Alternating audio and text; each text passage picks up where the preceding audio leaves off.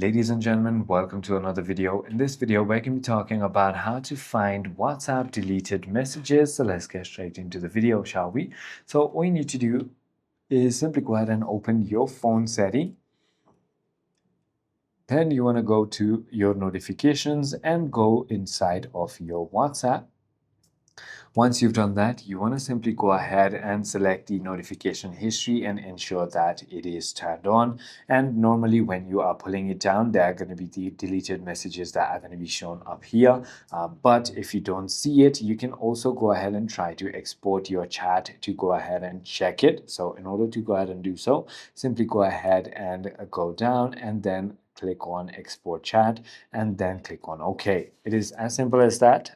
Keep in mind, it is not going to 100% guarantee you that you can find the WhatsApp deleted messages, but it does go ahead and find it sometimes.